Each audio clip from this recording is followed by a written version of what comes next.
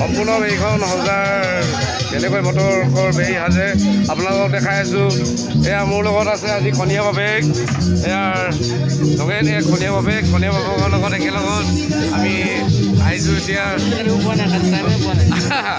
এতিয়া মই আপোনালোকক বেইখন দেখাই আছোঁ, সম্পূৰ্ণ মটকৰ বেইখন হ'ল ঘৰকে ৰাইজে সাজিলে সজাৰ আমি নিশ্চয় দেখাই আছোঁ আপোনালোকক। ইয়াৰ সকলো ৰাইজ মুখত পৰিৱেশ সকলো নিজৰ লাগি আছে ভাগত। এয়া সম্পূৰ্ণ বেইখন এতিয়া আপোনালোকে এয়া চাওক, বেইখন এতিয়া সম্পূৰ্ণ আমাৰ হৈ গৈছে। ইয়াৰ আমাৰ ধনী আপোনালোকে সেইখিনি চাওক। ইয়াৰ ভিতৰত এইখিনি কল্পতে তেনেকৈ আমাৰ চাৰিওকাষে আপোনালোকক দেখাইছোঁ।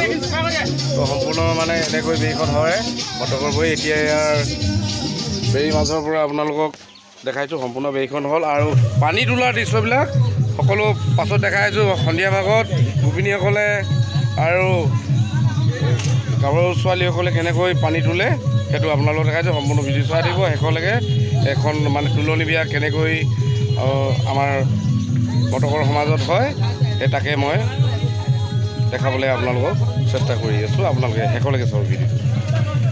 এনেকৈ এতিয়া কলপটো লগাব, তাৰপিছত আৰু বিভিন্ন এইবিলাক আমদালি ফুল এইবিলাক সম্পূৰ্ণ শেষ হোৱাগৈ নাই এতিয়ালৈকে, শেষ হ'বলৈ টাইম আছে।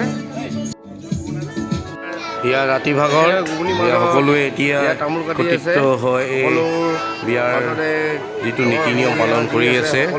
নীতি নিয়ম পালন অনুসাৰে এতিয়া সকলো গোপিনীসকলৰ নীতি নিয়ম কৰি থকা হৈছে। আৰু আপোনালোকৰ মানে এই এনেকুৱা আমাৰ সকলোৱে বিয়াৰ আৰু সমাজতে একত্ৰিত হয় মানে ৰাখিবলৈ চেষ্টা কৰিছে। মানে এই বস্তু এটা সকলো আলহী অতিথি একত্ৰিত হয় এনেকৈ কিমান মানে এটা ভাল লাগে। এটা গোপিনীসকলৰ সকলো পৰিচয়বিলাক ৰয়, এটা স্মৃতি ৰৈ যাওক। তো তাকে মই কামনা খুব কৰোঁ। তো এতিয়া উখল মাখল আৰু চাউকাষে নিজৰ নীতি নিজে পালন কৰিছে। ইয়াৰ মাজতে খুব মানে আনন্দিত হৈছোঁ যে এই তেনেকৈ শেষত আমাৰ গোপিনীসকলৰ একত্ৰিত মঞ্চ এনে পৰম্পৰাবিলাক কেনেকৈ মানে আগৰ আহিব চাম যাব চাম, তো এনেকৈ পালন কৰাটো আমি প্ৰত্যেকেই বিচাৰোঁ। প্ৰত্যেকৰে এটা আমাৰ যি বিয়া বুলি বহুত আমি বিয়া খাইছোঁ, সেইখিনি মাজত হয়তো মই থাকিব নোৱাৰোঁ বাৰু। এনেকৈ মানে আমাৰ আজি মোৰ তেলদিনাখন মানে ল'ৰাবিলাক আমি বয়সীয়া ল'ৰাবিলাক বৰ বেছিকৈ আমাৰ কাম নাথাকে। হয় কামে কাজে যিটো আহে বয়সীয়া ল'ৰা ইহঁতৰ আমাৰ নিজৰ কাম কৰি দিনাখনৰ কাৰণে হয়তো শাক পাচলি কাটি তেনেকুৱাবিলাক মানে ল'ৰাবিলাকে কৰি থৈ যায়। আৰু এই গোপিনীসকলৰ মাজত অকল মই কেৱল আহি সকলো মানে এটা বিয়াখনৰ মানে স্মৃতি হয় আৰু ইয়াৰ কণীয়া এনাই সেইবোৰ নাজানো। তো দেৰি নকৰি আমি বাকী দৃশ্যখিনি চাই যাওঁ আৰু কৈ যাওঁ কেলে উখল মাখল সকলো পৰিৱেশবিলাক বেলেগ।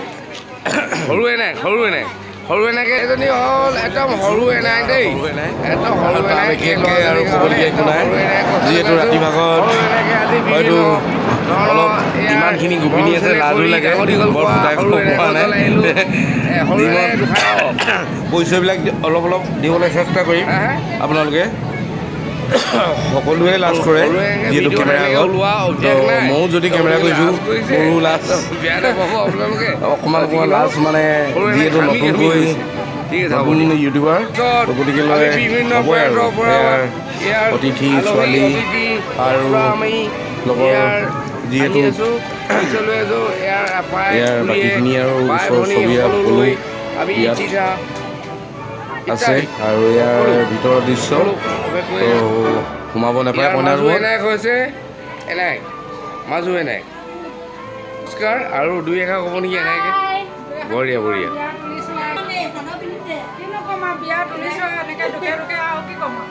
বঢ়িয়া ঠিক আছে।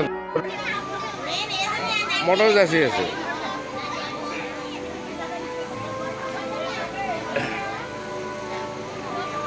ইয়াৰ মাজত ময়ো সেৱা এটা লৈছোঁ সকলো গোপিনীসকলে যেনে এনেকৈ ভিডিঅ' কৰোঁতে কোনো এটা গোপিনীসকলে দুখদান নলয়।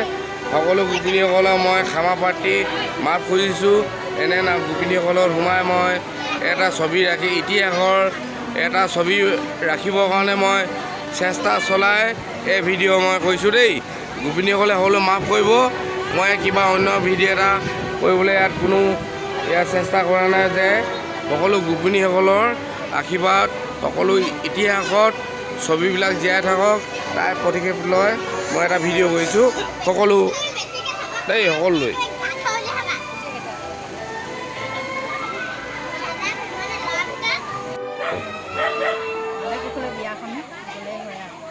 এনাই কৈছে দেই আৰু